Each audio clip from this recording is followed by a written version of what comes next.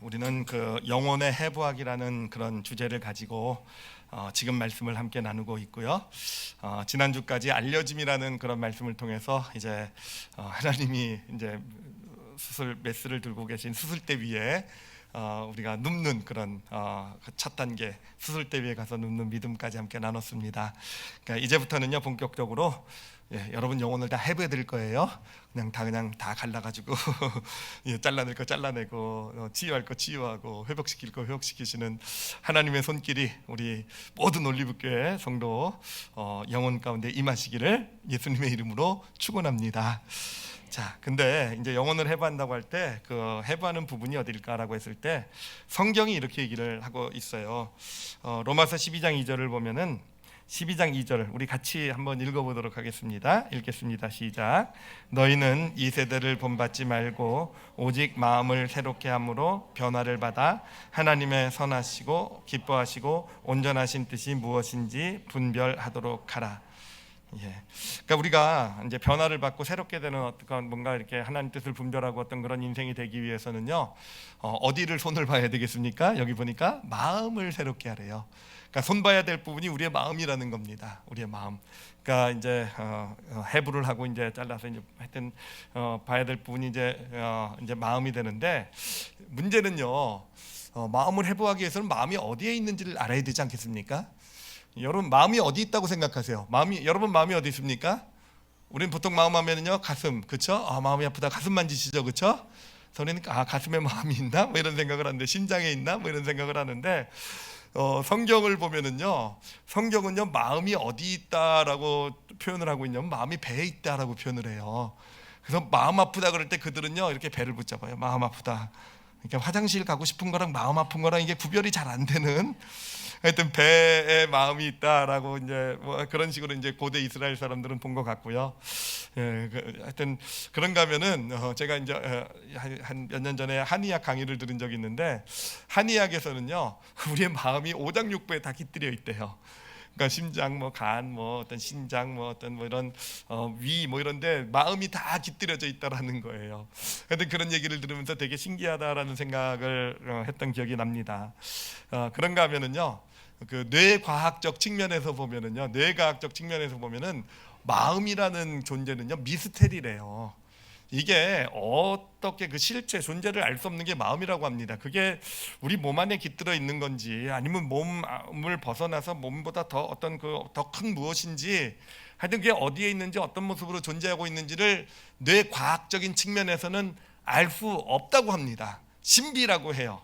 그렇기 때문에 그들은 이제 마음을 이제 다뤄야 될 때 어디를 다루느냐 하면은 요 마음으로부터 오는 모든 정보들이 공급되는 것, 모여지는 것이 바로 뇌라고 합니다. 뇌. 그러니까 뇌에서 이 마음에서 올라오는 모든 정보들을 뇌가 받아서 그것을 처리하고 그것을 이제 또 우리의 마음이나 몸 가운데 이렇게 어떤 또 정보를 아웃풋으로 내보내게 되고, 그러니까 결국은 마음을 해부하기 위해서는요. 어디를 해부해야 됩니까? 뇌를 해부해야 된다라는 거예요. 이게 어떤 뇌과학적인 측면에서 보는 그런 내용이 됩니다. 그리고 저희는 지금 뇌과학적인 측면에서 쓰여진 영혼의 해부학이라는 책을 가지고 또 그것을 가지고 또 깨달음을 나누고 있기 때문에 그래서 이제 앞으로 한 몇 주 동안은요 아마 좀 몇 주 이상 될 수도 있겠는데 우리는 이 뇌에 대해서 좀 알아보려고 합니다. 마음을 해부하기 위해서는 이 뇌를 알아야 되고 이 뇌를 어떻게 그러면은 마음을 새롭게 한다 그러면 뇌를 새롭게 해야 된다는 건데 과연 뇌를 새롭게 한다라는 것이 어떻게 하는 것인지를 우리가 좀 체계적으로 같이 함께 알아봐 가도록 하겠습니다. 자, 오늘은 먼저 이 뇌를 해부하기 위해서 이 마음을 새롭게 하고 뇌를 새롭게 하기 위해서 가장 기본적인 뇌 구조를 좀 한 가지만 좀 나눠보려고 해요. 이 뇌 구조는 사실 여러분 많이 들어보셨을 겁니다. 그러니까 뇌는 크게 두 부분으로 되어 있다고 하는데 그 두 부분이 바로 좌뇌랑 우뇌라는 거 여러분 들어보셨죠, 그렇죠? 그래서 무슨 좌뇌형 인간, 우뇌형 인간 뭐 이런 얘기 많이 뭐 예전에 있었던 것 같은데 하여튼 인간의 뇌는요 크게 이렇게 두 부분으로 좌뇌와 우뇌로 일단 나눠볼 수 있다고 합니다. 그리고 이 좌뇌가 담당하는 것은 무엇이냐면은 좌뇌는요 논리적인 사고를 담당을 하고 있대요. 그러니까 뭔가 논리적으로 무엇을 생각하고 뭔가를 따지고 하는 어떤 이런 일들, 논리적인 사고를 담당하고 있는 게 우리 자뇌가 되고요. 그래서 자뇌는요, 뭐를 잘하냐면은 어떤 일이 이렇게 쫙 생겼을 때 그 생긴 어떤 일이 생긴 거를 순서대로 딱 배열을 잘한다고 해요. 그러니까 순서대로 딱딱 요건 언제 일어난 거고, 요건 언제 일어난 거고, 요건 요때 일어나고, 요건 저렇게 일어나고 해서 이 시간 순서에 따라서 과거, 현재, 미래를 쫙 구분을 해가지고 사건을 쫙 배열을 하고, 그 배열한 것을 가지고 나름 그 논리를 가지고 인과관계를 따지는 어떤 그런 일을 이 자뇌가 담당을 한다고 합니다. 그리고요, 이 자뇌 기능 중에서 우리가 좀 주목해야 될 게 뭐냐면은 이 언어라는 게 자뇌가 하는 기능이래요. 그러니까 언어라는 게 뭐냐면은 온갖 마음 가운데서 올라오는 온갖 정보들이 있지 않겠습니까? 그 정보들을 정리해서 서로 알아들을 수 있는 그런 어떤 표현으로 이렇게 소통하는 어떤 수단이 되는 거. 그러니까 이 자뇌라는 것, 어떤 여러 가지 정보, 혼란된 정보 가운데서 그거를 논리적, 합리적으로 서로 이해될 수 있는 어떤 그런 표현들로 이렇게 서로 이렇게 어떤 소통을 위해서 사용하는 것, 이게 바로 언어다, 자뇌 기능이다라고 보시면 되겠습니다. 자, 이 자뇌는 언제 그 자뇌가 발달하기 시작하게 되냐면은 보통 18개월 정도에 시작이 된대요. 그러니까 18개월 정도에 이제 자뇌가, 그러니까 소위 말하면 뇌신경학적으로 얘기하면은 뇌 안에 아주 신경세포들이 많이 있는데 태어났을 때는 그 신경세포가 그냥 그 각자 존재하고 있대요. 각자 이렇게 신경세포가 쫙 존재 있으면 이제 이제 18개월부터 이 자뇌에 있는 신경세포들이 본격적으로 연결이 되기 시작하게 된다고 합니다. 그래서 어떤 구조를 이뤄가기 시작하게 된다는 거예요. 그러니까 머리가 돌아가 어떤 그런 합리적인 사고를 하기 위해 할 수 있도록 소위 말하면 배선이 된다. 신경들이 이렇게 연결되고 배선이 된다라고 보시면 되겠어요. 그래서 그게 18개월 정도부터 시작이 돼서 본격적으로 이루어지기 시작하는 게 24개월 때 정도래요. 물론 사람마다 차이는 있겠지만. 그래서 24개월 정도 아이가 이제 만 2살 정도 지나게 되면은요, 여러분 그 아이들 보면은 제일 많이 하는 말이 있죠, 그렇죠? 무슨 말을 많이 합니까? 아빠 왜? 이런 얘기 많이 하잖아요. 그건 왜 그런 건데? 예, 여러분 자녀가 그러지 않았습니까?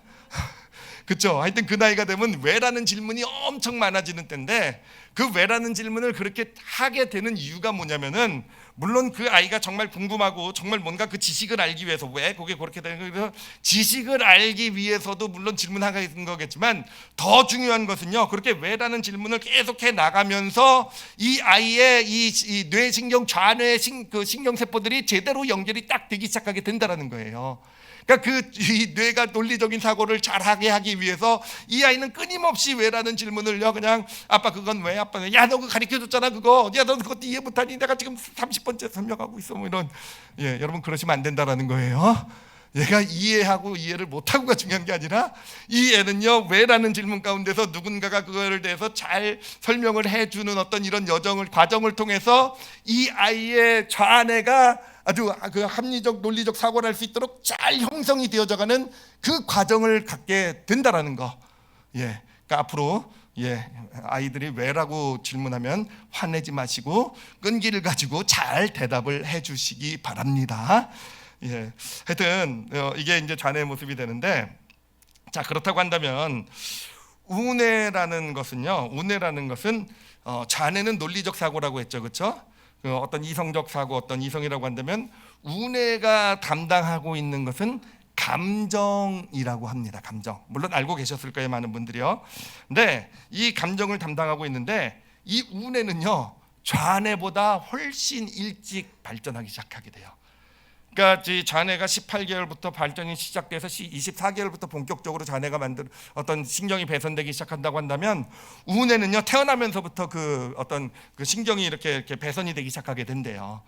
그리고 그 주로 배선되는 것은 누구와의 관계 가운데겠습니까? 부모와의 관계, 엄마와의 관계, 특히 이런 것을 통해서 이제 이 아이의 어떤 우뇌가 신경이 배선되기 시작하게 되는 거죠. 그리고 우뇌는 어떤 그 감정을 담당한다고 했잖아요. 그렇죠? 그렇기 때문에 이 아이들은요, 태어나면서부터 이미 어떤 슬픔에 대해서, 어떤 기쁨에 대해서, 어떤 이런 감정적인 것을 이렇게 느낄 수 있는 어떤 그런 것을 이미 개발해 나가게 된다라는 거죠. 그러니까 먼저 어떤 감정적인 우뇌가 발전이 돼서 감정적인 어떤 그런 걸 처리할 수 있는 어떤 그런 뇌가 발전이 되어져 가게 되고요. 어느 시점이 되게 되면은 이제 자네가 이제 함께 발전이 시작하게 되면서 이제 그 논리적으로 처리하는 어떤 이렇게 인간의 뇌가 발전이 되어져 가게 된다라는 겁니다. 그런데 보면은요, 아까 이 좌뇌는 언어를 담당한다고 했죠, 그렇죠? 언어를 통해 소통한다고 했는데 이 우뇌는요 비언어적인 표현을 가지고 소통을 하는 기능을 담당을 한대요. 그러니까 이 예를 들면은 표정이나 예를 들면 엄마 갓난아기일 때 엄마의 어떤 표정이나 엄마의 어떤 그런 그런 모습들 또는 나타나는 어떤 말에서 나타나는 어떤 어투들 뭐 이런 것들을 통해서 이 엄마의 마음 감정을 아는, 그러니까 이 감정을 통해서 이렇게 소통을 하게 되는 이런 그러니까 비언어적인 소통을 하는 담당하는 게 우뇌가 된다고 합니다. 여러분 좌뇌만 발전하고 우뇌가 발전 안 하면요 여러분 눈치가 없어지게 돼요. 뭔가 논리성은 있는데 눈치 이렇게 언어 외에 표현되는 어떤 이런 거를 분위기 파악을 못하는 뭐 이런 모습, 이거 제가 하는 얘기가 아니라 책에서 읽은 거예요. 하여튼 그렇게 된다니까 여러분 조심하시면 되겠고요. 그 다음에 제가 보면 이 우뇌의 어떤 특징, 좌뇌와 구별되는 우뇌의 특징이요 아주 재밌는 것들이 있어요. 뭐냐면은 좌뇌는요 논리적이라고 말씀드렸고요. 아까 나눴듯이 그렇기 때문에 어떤 사건들을 시간 배열로 이렇게 구성을 잘한다 그랬어요. 순서적으로 배열해서 과거, 현재, 미래를 이렇게 딱 구별을 하는데 아주 그걸 잘하는 게 좌뇌라고 했는데, 여러분 우뇌는요 사건을요 어떤 이런 일들을요 시간적으로 배열을 못한대요. 그냥 공간 안에다가 한꺼번에 이렇게 넣고 그것을 인식하는 게 우뇌래요. 그러니까 다시 말씀드리면 우뇌는요 어떤 사건이 일어났을 때 과거냐 현재냐 미래냐를 구별하지 못한다라는 거예요.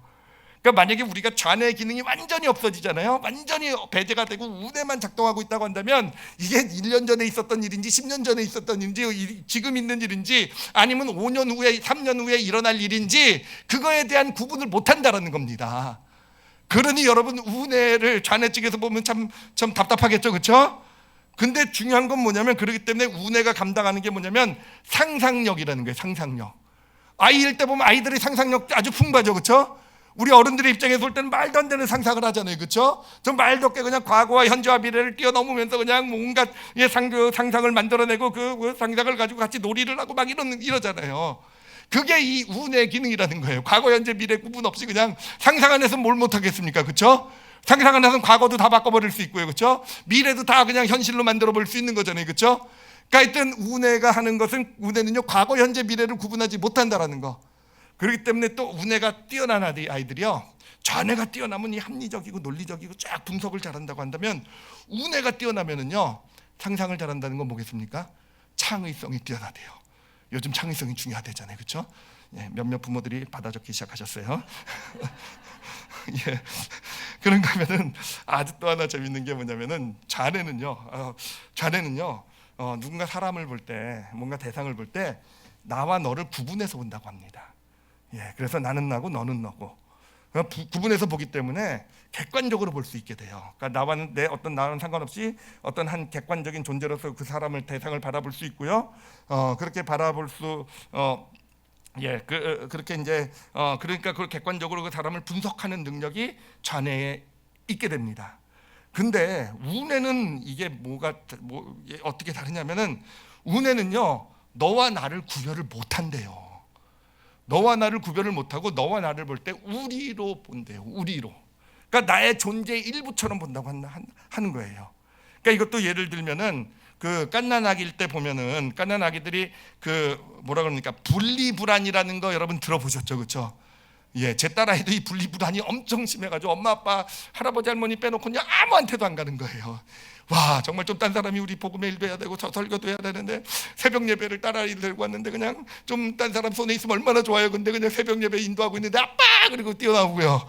그러니까 안고 설교해야 돼. 안고 소위 말하는 이제 분리불안이라는 거. 그래서 얘는 왜 아빠 없으면 못 사냐. 지금도 못 살긴 하지만 어찌됐든 이 분리불안이라는 게 단순히 그냥 누구를 좋아하고 뭐 가깝고 친해서가 아니라 그 사람을 의지하고 뭐 그런 정도가 아니라 그 아이 우뇌가 지금 이제 좌뇌는 아직 발전되지 않은 상황에서 이 우뇌의 기능이 주로 주도적으로 발전된 아이에게는요 엄마를 바라볼 때 엄마와 나를 구별된 존재로 바라보지 못한다라는 거예요. 그냥 우리 나로 본다는 거예요. 존재의 일부로 본다는 겁니다. 그러니까 엄마가 내 눈에서 사라졌다는 건 뭡니까? 내 존재의 일부가 사라진 거예요. 내 존재의 일부가 없어지니 그 불안을 느낀다라는 겁니다. 그러니까 하여튼 운의 특징은 이 좌뇌는요, 좌뇌는 이제 하여튼 너와 나를 구별해서 보고 객관적으로 합리적으로 보는데, 이 운에는요 너와 나를 구별을 못해요. 그냥 뭉뚱그려서 그냥 우리 이보 이렇게 보는 이런 기능을 가지고 있는 게 운해라고 합니다. 자, 그러면 이제 이 좌뇌와 운의 아주 좀 큰 차이점을 제가 좀 정리를 몇 가지 해드렸는데, 이제 이거를 가지고 저희가 이제 여러 가지 어떤 우리의 어떤 그런 삶에 대해서, 이제 존재에 대해서, 어떤 특히 하나님께서 우리에게 주신 어떤 그런 하나님의 일하심 섭리, 이런 걸 우리가 함께 이제 같이 알아가게 될 텐데, 앞으로 한 2-3주 동안 알아가게 될 텐데, 오늘은 그 중에서도 특히 이 관계 문제에 대해서 좀 같이 생각을 해보려고 해요. 이 운해와 좌뇌의 측면에서, 좌뇌와 운의 측면에서 이 관계라는 것이 어떻게 이루어지는지, 그리고 그 특히 관계 가운데서도 어떤 사람들과의, 어떤 존재들 간의 소통이 어떻게 이루어지게 되는지를요, 그것을 좀 함께 생각을 해보도록 하겠습니다.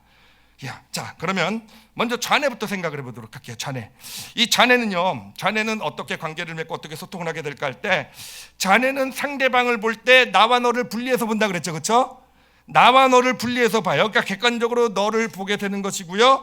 그리고 좌뇌가 정말 잘하는 것은요, 모든 것을 일어날 어떤 사건의 순서대로 보고 그 가운데서 인과관계를 따지는 것을 잘한다 그랬죠, 그렇죠? 그러니까 원인과 결과, 이 일은 왜 일어났고, 이 일은 왜 저렇게 일어났고 해가지고 그렇게 잘 따져가지고 원인과 결과를 찾아내는 것, 그게 좌뇌 기능이라 그랬어요. 그러니까요, 여러분, 좌뇌에 있어서 어떤 관계 가운데서, 어떤 소통 가운데서 가장 중요한 게 무엇이냐면은, 결국 이 좌뇌가 중요하게 여기는 것은 옳고 그름이라는 거예요. 옳고 그름이라는 겁니다. 객관적으로 상대를 바라보면서 그 사람이 한 일을 이렇게 순서적으로 논리적으로 분석하면서 이것이 과연 맞는 것인가 틀린 것인가, 이게 바람직한가 바람직하지 못한 건가, 결국 좌뇌가 어떤 사람과 관계를 맺게 될 때, 어떤 사람과 소통을 하게 될 때는 그것에 있어서 좌뇌에게 가장 중요한 건 옳은가 틀린가, 옳고 그름을 따지는 데 있다라는 것입니다. 자, 그런데 운해는요. 자, 운해는 뭐라 그랬습니까? 너와 나를 구별하지 못한다 그랬죠, 그렇죠? 그러니까 좌뇌를 배제해놓고 완전 생각하면 너와 나를 구별하지 못해요. 그러니까 너와 나도, 너도 나고, 그냥 나도 다 너고, 그냥 그래요. 이런 상황, 이렇게 사람을 보게 되고, 다른 사람을 보게 되고요. 그러면서 이 운의 어떤 소통의 수단은 뭐라 그랬습니까? 좌뇌는 언어적인 것을 가지고 소통한다 그랬죠, 그렇죠? 옳고 그른 것을 놓고 그것을 중요한 걸 가지고 언어적으로 이제 표현을 하고 그것을 가지고 이제 따지고 하는 게 좌뇌라고 한다면, 운해는 언어로 소통하는 것이 아니라 비언어적인 표현으로 소통한다 그랬죠, 그렇죠? 주로 무엇을 안다 그랬습니까? 느끼는 감정 같은 것을 가지고 소통한다 그랬잖아요, 그렇죠? 감정. 그러면은 여러분 생각해 보십시오. 너와 나를 구분을 못해요. 그리고 소통하는 수단이 감정이 됩니다. 감정이 돼요. 상대방의 감정을 알아요, 그렇죠? 내가 느끼는 감정이 있어요. 이 감정을 가지고 소통을 해요. 그럼 너와 내가 구별이 안 되고 감정을 가지고 소통하게 될 때, 여러분, 이 운해가 소통에 있어서, 관계에 있어서 가장 중요하게 여기는 게 뭐가 될까요? 그러면요, 가장 중요한 것이 뭘까요? 바로 공감이라는 거예요. 공감. 상대방과 같은 것을 느끼는 능력이라는 거예요. 이게 바로 운의 능력이 됩니다. 그러니까 이 좌뇌는 옳고 그름을 가지고 상대방을 분석하고 따지고 그것을 가지고 어떤 판단을 하고 있다고 한다면, 운해는 어떤 그런 공감의 어떤 그런 능력을 가지고 그 사람이 느끼는 것을 나도 같이 느끼고 그것을 통해서 서로 소통을 하려고 하는 것, 그게 바로 운의 기능이 된다고 해요. 자, 그러면 여러분, 좌뇌와 운해 중에서 이 관계, 이 소통 가운데 어느 게 더 중요해야 될까요? 근데 이런 건 또 엄마가 좋아 아빠가 좋아 이런 질문 같아가지고 약간 그렇긴 한데, 그렇다고 한다면은 질문을 좀 바꿔서, 여러분은 어떤 관계나 소통에 있어서 좌뇌형 인간이십니까? 운해형 인간이십니까? 막 웅성웅성거리시는데, 제가 볼 때 저는요, 저는 너무 명백한 좌뇌형 인간이에요. 소통할 때 보면은요. 근데 이게 문제가 어디서 나타나냐면은, 문제는요, 제 아내가 명백한 운해형 인간이라는 데 문제가 있어요. 그래서 저희 아내랑 저랑 이게 대화를 할 때 보면요, 저는요 늘 아내를 바라보면서 이거 옳고 그름 가지고 이렇게 다 따지면서 이렇게 하게 되고, 아내는 보면 제가 이해할 수 없는 방법으로 하여튼 뭐 저를 바라보고 막 이러는데, 근데 특히 이게 부부싸움 할 때 문제가 생겨요. 이제 부부싸움을 딱 하잖아요. 그러면 이제 저는요 뭘 하려고 하냐면은요, 저는 아내에게 이해가 안 되는 겁니다. 왜 화내는지. 정말 그게 왜 이렇게 화낼 문제인지 이해가 안 되니까 저는 이제 막 부부싸움하고 이제 그러면 밤새도록 고민하는 게 뭐냐면은 내가 이 문제를 왜 이렇게 했는지에 대해서 아내에게 이렇게 순서대로 이렇게 잘 논리적으로 잘 설명해서, 그래 내가 요런 생각이 있었고 이렇게 해서 그게 결국 이렇게 되고 이렇게 된 거니까 요건 내가 잘못했던, 요건 또 내가 잘못한 게 아니고, 이렇게 논리를 기가 막히게 만들어요. 그리고 나서 이제 기뻐서 잠이 들죠. 이제 내일 아침 이것만 설명해 주면 이 부부싸움은 끝난다. 예, 그리고 나서 이제 아내한테 가가지고 아침에 가가지고 저희 만들어 놓은 논리를 가지고 짠 얘기를 하면요, 아내는 더 화내요. 야, 이거 정말 거의 돌아가시겠는 거예요. 예, 이게 분명히 이렇게 설명까지 했으면 이해가 될 텐데 다른 거라는 거예요. 자기가 화난 이유는. 아직까지도 전 이해 못하고 있어요. 그래서 설명을 할 수는 없는데, 제가 그때 냉장고가 그렇게 큰 문제인지 아직도 저는 이해를 못하고 있는데, 어찌됐든 지금 알고 있는 건 뭐냐면, 이거는 어떤 근본적인 문제는 좌뇌와 우뇌의 문제였구나. 나는 좌뇌적 측면에서 이 관계 문제를 어떻게든 이제 소통하려고 하고, 아내는 우뇌적인 측면에서 어떻게 이걸 또 이렇게 다루려고 하는 게 이게 맞지가 않으니까 이게 소통이 잘 안 되는 것이구나라는 것. 하여튼 뭐 그런데요. 자, 그러면 이거를요 우리가 한번 예수님에게 적용을 해보도록 할게요. 예수님은 이 좌뇌형 인간이셨을까, 우뇌형 인간이셨을까? 특히 관계 가운데서 어떤 사람의 아픈 문제를 봤을 때 예수님은 어떻게 그것을 접근해 나갔는지를 한번 오늘 우리가 함께 나눈 그 본문의 말씀을 가지고 같이 생각해 보도록 할게요. 자, 오늘 말씀을 보면 요한복음 9장에 보면 이제 그 태어날 때부터 맹인이 되었던, 소경이었던 사람의 이야기가 나오게 되죠, 그렇죠? 자, 소경이었던 이야기가 나오게 되는데, 우리가 그 이야기 가운데서 좀 이렇게 능히 좀 이렇게 상상을 좀 하면요 충분히 짐작해 볼 수 있는 거. 상상은 우뇌요. 우뇌를 사용하셔서 들으시기 바랍니다. 해가지고 이 사람의 어떤 삶의 모습을 좀 이렇게 생각해 볼 수 있어요. 뭐냐면은, 자, 이 아이가 태어났을 때, 태어나자마자 딱 얘는 소경이었죠. 소경으로 태어났잖아요. 자, 이 아이를 보았을 때 그 주변 사람들이, 부모를 비롯해서 친척을 비롯해서 그 주변에 있는, 예를 들면 종교 지도자들도 있었을 거예요. 그 당시 어떤 예루살렘이니까 어떤 믿음의 공동체니까 이 사람들이 이 아이를 봤을 때 이 아이의 문제를 어떻게 접근을 했겠습니까? 이 아이의 문제를 가지고 어떻게 보았겠습니까? 그래요. 하나님을 믿는 하나님의 가정에서 태어난 아이인데 이 아이가 소경이라는 그런 불행한 상황, 어떤 불행을 가지고 태어난 거예요. 불행을 가지고 태어난 겁니다. 자, 이 문제를 보면서 사람들은 접근하기 시작합니다. 어떻게 접근하냐면, 이해가 안 되는 거잖아요. 이 아이가 왜 저런 불행을 가지고 태어났을까? 그것을 이제 보면서 성경에 나오는 어떤 하나님의 가르침의 대원칙을 보게 됩니다. 그 원칙은 뭐냐? 인간의 불행은 죄로 인한 것이다 라는 거예요. 그러니까 죄가 어떤 썰이 있을 때 그것이 우리 삶에, 인간의 삶의 불행으로 나타나게 된다. 그러니까 하나님의 말씀이에요. 하나님의 말씀을 보면서 이 아이가 지금 소경으로 태어난 것은 죄 때문이겠구나 라고 보게 돼요. 그렇게 보게 됩니다. 자, 근데 문제는 뭡니까? 이 아이가 죄 때문에 태어났다고 하는, 죄 때문에 소경 불행이 온 건데, 이 아이는 태어나면서부터 소경이었잖아요. 그럼 이 아이가 죄를 지을 시간이 없는 거예요. 언제 태어나자마자 소경인데 언제 엄마 뱃속에서 죄를 많이 접었지 얼마나 좋겠습니까? 그러니까 이 사람들이 이제 그걸 보고 이해가 안 되니까 또 고민을 하는 겁니다. 이걸 어떻게 이해해야 될까? 얘는 태어나면서도 소경인데. 그러다 보니까 성경 말씀이 있어요. 성경 구약에 보니까 몇 군데 나와 있는 구절이 있는데, 그게 뭐냐면, 부모가 죄를 지면은 그 부모의 죄가 자녀 손 3, 4대까지 영향을 미친다라는 그런 성경 구절이 있는 거예요. 그러니까 바로 이거구나.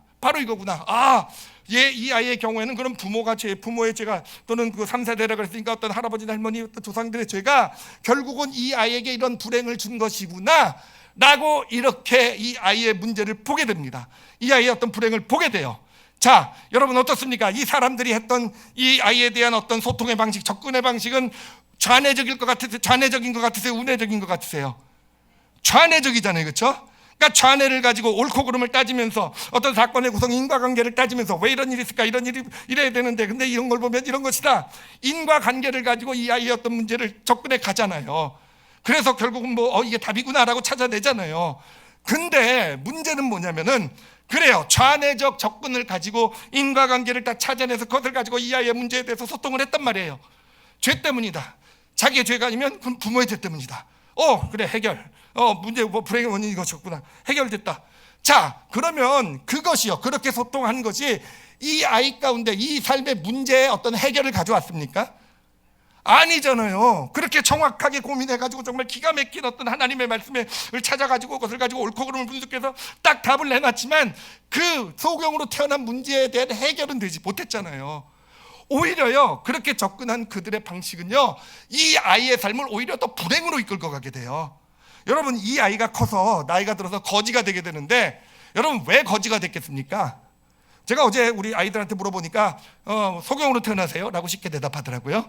그러니까 제가 그걸 그냥 보고 넘길 리가 없죠. 야, 그럼 소경으로 태어나면 다 거지가 되냐? 그랬더니 그건 아닌 것 같네요. 그러더라고요. 생각 좀 해라, 저 아내로. 그러면서 이제 이 아이가 소경으로 태어났기 때문에 거지가 된 게 아니라는 거죠. 이 아이라고 해서 자라나면서 자기가 거지로 살고 싶었겠습니까? 자기가 나름 노력도 하고 자기 거지로 안 살려고 좀 장애를 가지고 태어났지만 그래도 열심히 살려고 나름 노력도 하지 않았겠습니까? 그런데 여러분, 그 길이 쉽진 않았을 거예요. 장애를 가진 입장으로서 정상적으로 살아가기 쉽지 않았을 거고 아마 좌절도 경험했을 겁니다. 남들보다 훨씬 더 힘들었을 거예요. 근데 문제는 뭐냐면은 이 아이는요, 태어나면서부터 늘 들었던 말이 누구의 죄 때문에 이 아이에게 이런 저주를 받았을까, 이런 불행이 있었을까? 정말 자신의 죄일까? 아니, 부모의 죄구나. 부모의 죄 때문에 이런 고통을, 이런 불행을 가진 존재로 태어났구나. 맨날 들은 이야기가 그거예요. 그러면 그들의 그 소통은요, 그들의 어떤 소통은 그 아이의 마음 가운데 뭘 가져다 줍니까? 결국은 나도 알지 못하는 죄 때문에 저주받은 존재라는 그러한 마음의 어떤 그런 상처, 아픔을 가져다 준 거잖아요. 그래요. 그 아이가 노력해서 뭔가 좀 열심히 살아보려고 할 때마다, 그러나 조그만 좌절이 찾아올 때마다 그 아이 마음속에 올라오는 건 뭡니까? 그 사람들의 말이에요. 주변에 자기를 사랑한다라고 하는 부모님, 주변 뭐 종교 지도자들이라고 하는 어떤 그런 사람들, 그런 사람들의 말이에요. 죄 때문에, 알지도 못하는 죄 때문에 이렇게 불행하게 태어난 저주받은 아이.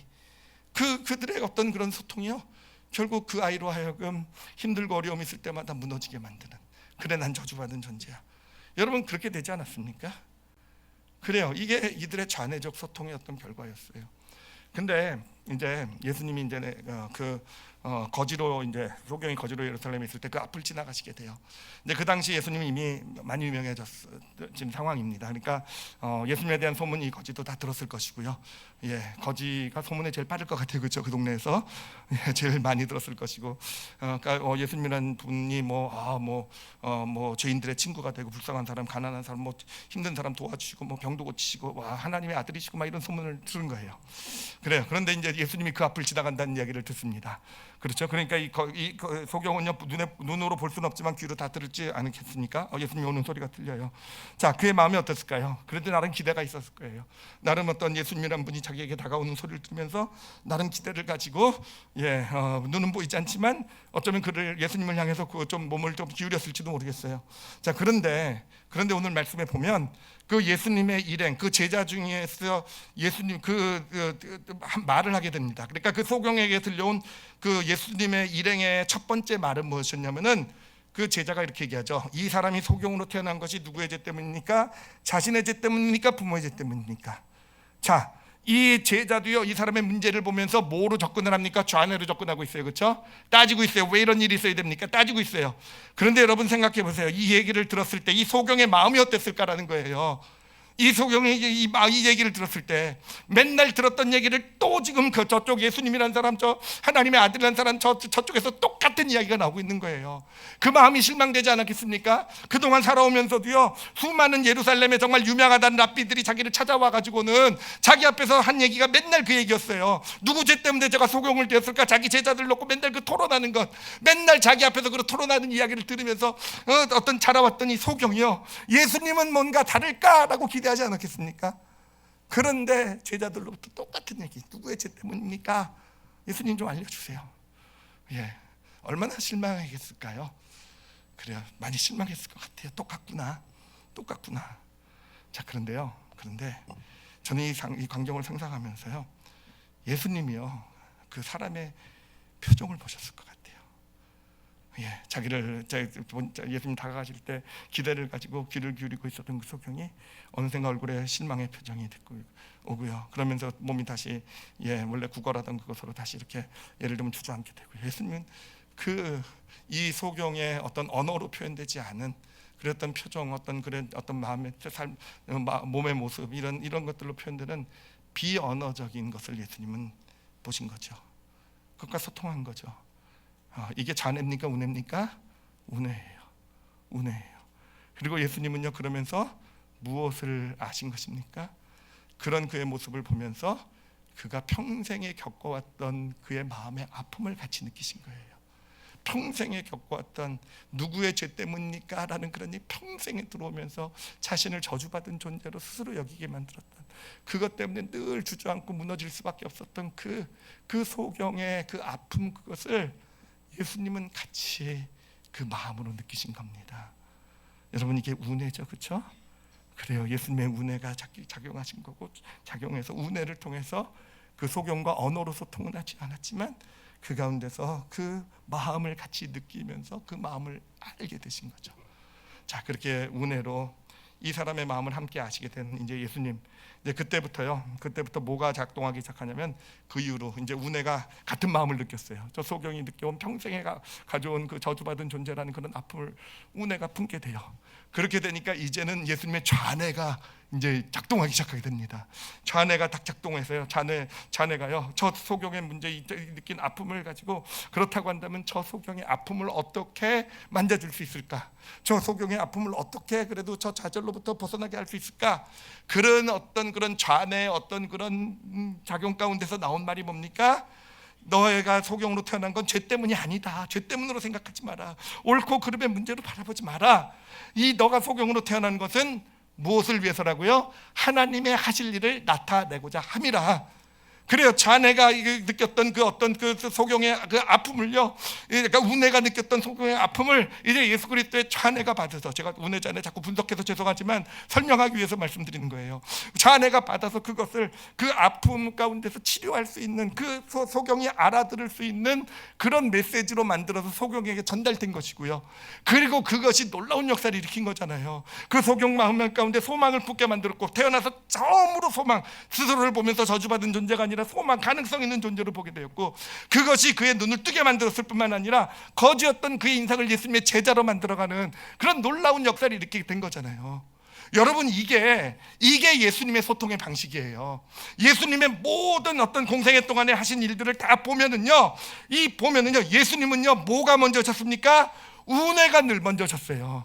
예수님은요, 나병 환자를 만났을 때도 그렇고, 어떤 그런 음행의 현장에서 잡힌 여자를 만났을 때도 그렇고, 어떤 사람을 만났을 때도요, 다 모든 사람들은 좌뇌를 가지고, 이 사람은 이거 잘못되고, 이건 이 사람이 문제고, 이 사람은 이런 죄인을 가졌으니까 가까이 가면 안 되고, 이건 저주받은 병이고, 이거는 부정한 것이고, 모두가 좌뇌를 가지고 옳고 그름을 가지고 따지고 있었을 때, 예수님만은 사람을 대할 때 운해를 가지고 먼저 그 마음을 받아주신 거예요.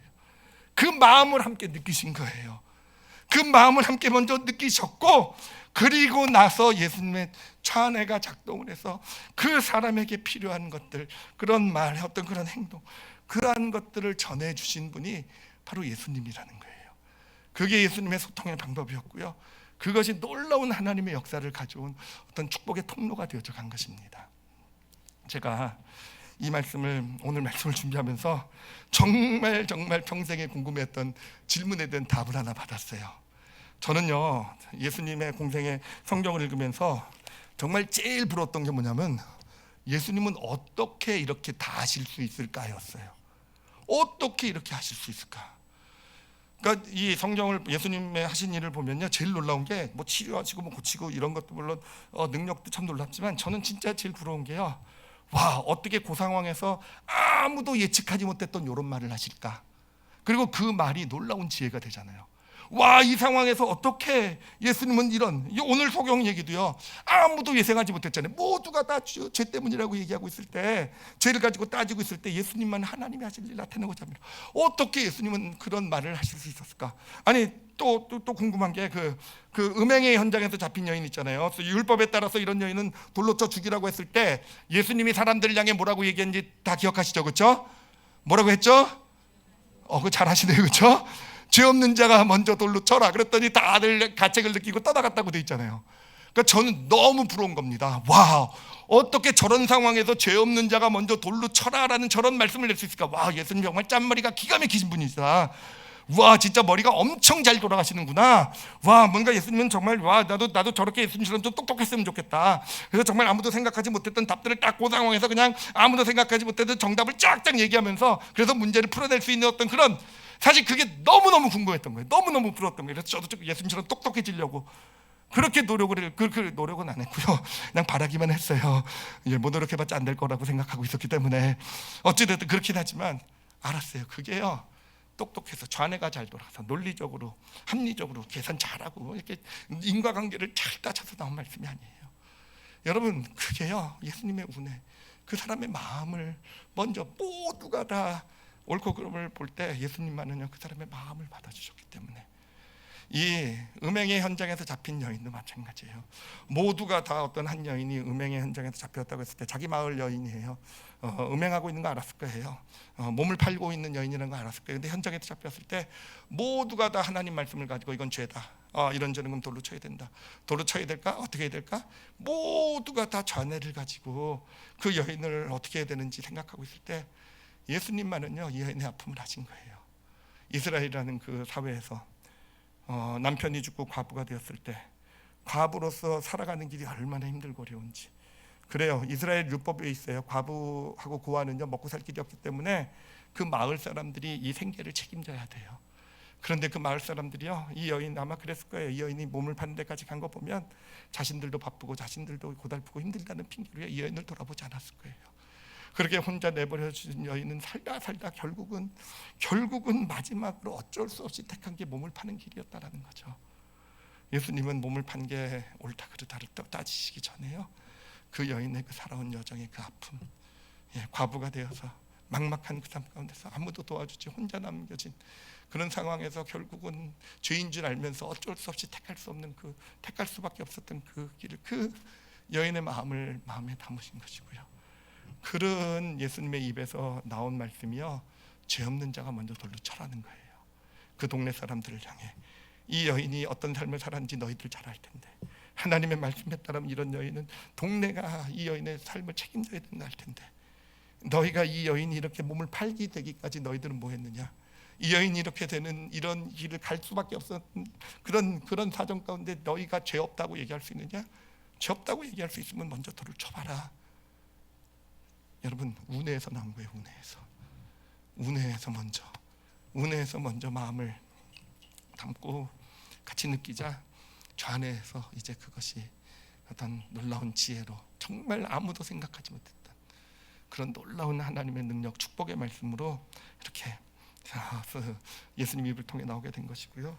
그것이 참된 지혜고 참된 능력이 되고 사람들을 변화시키고 하나님의 축복을 가져오게 되는 그런 놀라운 능력이 되어져간 것입니다.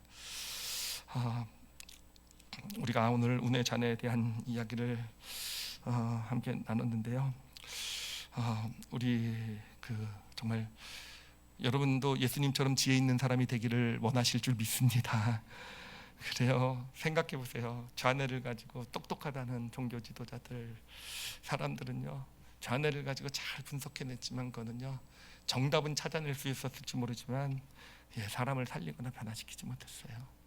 근데 예수님은요, 한마디 한마디가 사람을 변화시켰잖아요. 그게 은혜였더라고요. 같은 마음을 품어주는 거더라고요. 우리도 마찬가지 아니겠습니까?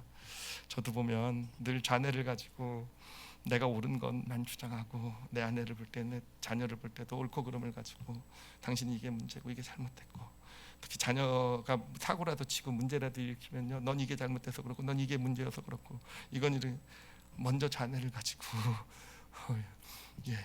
근데 그게 그 사람을 변화시켰을까라고 했을 때요, 하나님의 은혜로 변화시켰을 줄 믿습니다.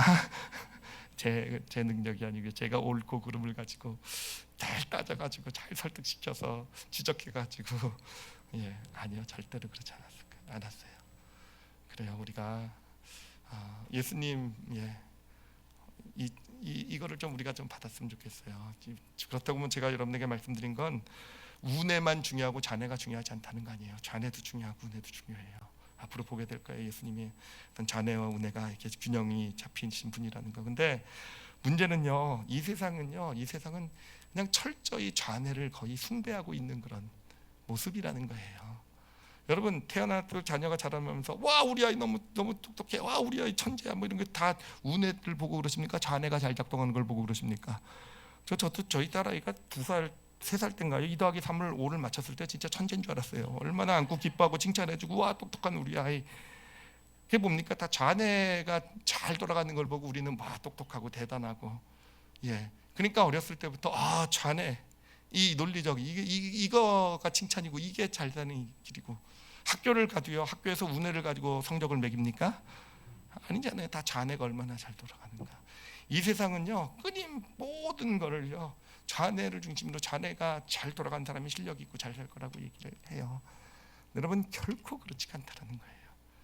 그런 문제는 그런 환경 가운데서 우리는 어느샌가 우뇌라는 것은 거의 무시를 당하게 되고 자네 이렇게만 살아온 게 우리. 그러니까 균형을 갖추기 위해서는요 우리는요 우뇌를 좀 더 정말 마음에 품고 우뇌가 좀 더 잘 작동할 수 있도록 뭔가 잘 우뇌가 이렇게 잘 정말 그 기능을 발휘할 수 있도록 우리 우뇌에 좀 더 관심을 기울여야 될 것입니다. 제가 간단하게 3가지만 적용 제목을 좀 드리도록 할게요. 첫 번째는요, 우리 자네는 나와 너를 구별해서 본다 그랬잖아요. 근데 우뇌는 우리로 본다 그랬잖아요. 그러니까 우리로 보는 훈련을 우리가 좀 했으면 좋겠어요. 그러니까 이 세상은요 끊임없이 너와 나를 구분해서 보게 만들어요. 이 세상은요 모든 게 다 그래요. 진짜 끊임없이 너와 나를 구분해서 보게 만들고, 그래요. 그냥 뭐 인터넷부터 뭐 유튜브부터 모든 나오는 정보의 홍수는요 다 너와 나, 우리 편, 네 편 다 갈라서 보는 거잖아요. 네 편, 내 편이고 네 편이고 다 갈라서 보게 만들고. 여러분 이게 세상의 모습이에요. 근데 우리가 우뇌를 발전시키기 위해서는요 그것이 아니라 우리로 볼 수 있는 것, 우리로 봐야 된다는 거. 그러니까 특히 누군가가 잘못하고 힘들고 어려울 때 그런 문제가 있을 때요 네 문제, 너의 문제가 아니라 우리로 바라볼 수 있는 것, 우리. 상대방이 나와는 다른 어떤 그런 것이 있어도 여러분 문제 해결은요 우리로 바라볼 때 있게 돼요. 너와 나로, 너의 문제는 그거고 너는 그거고 할 때 결코 거기에서 어떤 우리가 오늘 나눈 것처럼 문제 해결은 없습니다. 그러니까 우리로 바라보는 훈련을, 꼴배기 싫은 사람이 있으면요 우리라고 생각하세요. 아시겠죠? 근데 2번째 적용 제목인데요, 뭘 내려놔야 되냐면요 옳고 그름으로 사람을 보는 것을 좀 내려놨으면 좋겠어요. 우리가 좌뇌로 보게 되면 결국은요 옳고 그름을 따지게 되잖아요. 그러니까 우뇌를 좀 훈련하기 위해서는요 옳고 그름을 내려놓고요 3번째 적용 제목은 뭡니까? 그 사람의 마음을 좀 잘 살펴볼 수 있었으면 좋겠어요. 근데 이게 다 사실은 연결된 겁니다. 우리가 사람을 바라볼 때 나와 너를 구분해서 바라보기 시작하면은요 우리는 어쩔 수 없이 상대방을 옳고 그름으로 계속 판단하게 돼요. 나와 너를 구분하면요. 이게 우리의 삶의 모습입니다. 세상이 하는 일이에요. 세상은 계속 편을 나누면 어떻게 됩니까? 사실 뭐 정치도 그렇고 세상 다 그렇잖아요. 네 편 내 편 나눠놓게 되면 그때부터 우리는 누군가를 상대방을 바라볼 때요 좌뇌를 통해서 바라볼 수밖에 없게 돼요. 우리가 아니라 내 편, 네 편이 되면 그다음부터는 좌뇌를 가지고 옳고 그름을 가지고 계속 그거를 좀 우리로 바라볼 수 있게 될 때 우리는 옳고 그름을 내려놓을 수 있게 되고요. 그리고 마음으로 상대방을 그 상대방의 마음을 받을 수 있는, 이해할 수 있는, 그렇게 우리 자녀의 기능이 잘 발달, 성장하게 되는 그런 은혜와 축복을 누리게 될 것입니다. 그렇게 살아가게 되면서요, 우리의 관계, 어떤 우리의 소통, 이 능력, 예수님처럼요 그런 소통의 능력을 가진 그런 하여튼 예수님을 닮아간다 그러죠, 그렇죠? 그런 삶이 되어져 가는 것입니다. 여러분 우뇌형 인간이 되시기를 바랍니다. 근데 사실 우뇌형이신 분들도요 사실 우린 본능적으로 계속 옳고 그름, 네 편 내 편을 가르면요 아무리 우뇌형도요 네 편 내 편을 가리게 되면은 그것을 가지고 계속 옳고 그름 따지게 되고요. 그러면서 갈등과 다툼은 있게 되는 거예요. 어찌됐든 여러분 훈련 잘 하셔서 진짜 소통하시는 예수님처럼 그렇게 정말 소통의 능력을 가지시고 삶의 문제들, 어려움들을 잘 풀어내 주실 줄 아시는, 함께 더불어 가실 줄 아시는 그런 저와 여러분이 되시기를 예수님의 이름으로 축원합니다. 기도하시겠습니다.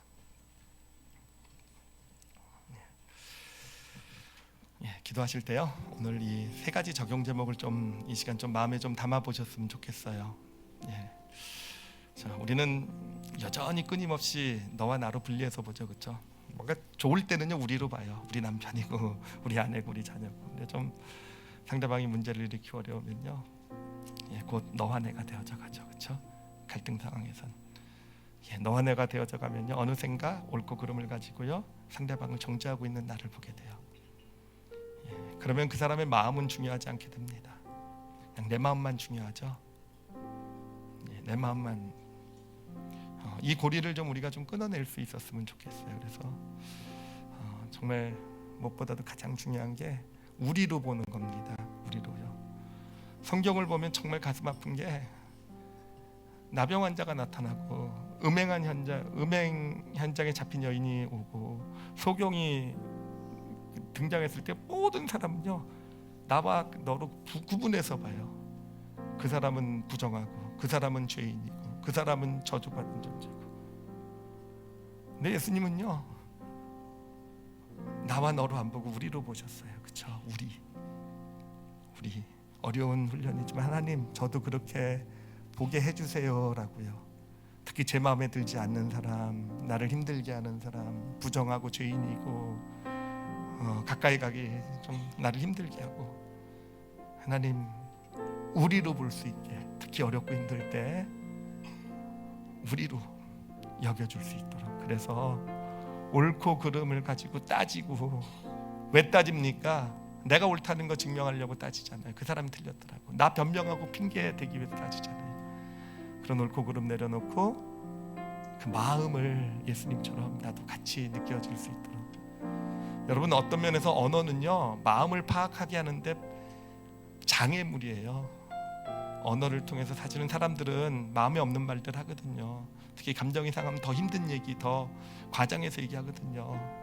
그러면 우린 또 그 언어에 매달려서 어떻게 나한테 저런 말을 할 수 있지? 어떻게 내가 뭘 잘못했다고, 뭐 이런 또 우리 스스로를 변호하게 되고 하는데, 여러분 그런 언어로 표현된 것이 아니라 그 마음에는요, 그 마음을 좀 볼 수 있었으면 좋겠어요. 그 사람의 왜 저런 말을 할 수밖에 없는지, 왜 저런 모난 말을 하고 왜 저런 가시가 담긴 말을 왜 할 수밖에 없는지, 그 마음을 헤아릴 줄 아는 자가 되게 해주세요라고요. 특히 여러분 지금 삶 가운데 정말 좋은 영향을 미치고 싶은 사람들이 있잖아요. 가족 중에, 자녀 중에, 또는 함께 신앙생활하는 어떤 사람들 중에 또 그런 사람들을 품고요 마음에 담으시고 예수님처럼 바라보고 예수님처럼 소통하게 해주세요라고, 우리 다 같이 오늘 말씀 놓고 함께 통성으로 기도하시겠습니다. 하나님 아버지, 감사합니다. 사실 이제까지 저는 옳고 그름을 잘 따지면 아버지 거기서 답이 있고 거기서 더 나은 삶을 향해 나가는 그런 내가 되는 줄 알았는데, 하나님 아니라는 것을 알게 해주셔서 정말로 많이 감사합니다. 하나님, 옳고 그름을 내세우기에 앞서서 먼저 그 어떤 사람이더라도 우리로 바라볼 수 있는 믿음의 시야를 허락하여 주시옵소서. 하나님, 그리고 정말 그래서 예수님처럼 그렇게 정말 그런 지혜로 살았으면 좋겠어요. 하나님, 뻔한 말 말고요, 논리로 따져서 뻔한 말, 우리 아빠가 이런 얘기할 거 뻔해, 우리 엄마가, 우리 남편이, 우리 아내가 이런 상황, 뻔한 건 말고요, 정말 마음을 담고 알고, 그래서 예수님 입에서 나온, 그렇지만 정말 치유하고 회복하고 삶의 해결이 되는 하나님 그런 지혜가 있는 저희들의 삶이 되게 하여 주시옵소서. 하나님, 특히 가정을 그렇게 주셨는 줄 압니다. 가정이야말로 더한 해가 아니라 우리로 보아주고, 그 우리로 보아가지고 가는 가운데서 정말 놀라운 회복이 이루어지고 하나님의 천국이 임하는 그런 현장이 바로 가족인 줄 압니다. 하나님, 다름으로 보지 말게 해주시고 너와 나로 보지 말게 하시고 우리로 보고, 그렇게 그 가정에 천국이 이루어져가는 하나님의 축복을 보게 하여 주시옵소서. 그리고 무엇보다도 교회는요 바로 그 현장인 줄 압니다. 소그룹, 또 우리 무엇보다도 교회 학교 아이들, 요즘 세대는 이게 문제고 너희들은 이게 문제고가 아니라 우리 그래서 그 아이들의 아픔도 함께 보아줄 수 있고, 그래서 세상의 사람들이 하는 똑같은 말을 아이들에게 하는 게 아니라 너희들은 이게 문제고 이렇게 해야 되고가 아니라 정말 예수 그리스도의 그 지혜로 아이들을 잘 세워나갈 수 있는 이 교회가, 이 땅의 교회들이 되게 하여 주시옵소서. 감사드리며 예수님 이름으로 기도드렸사옵나이다. 아멘.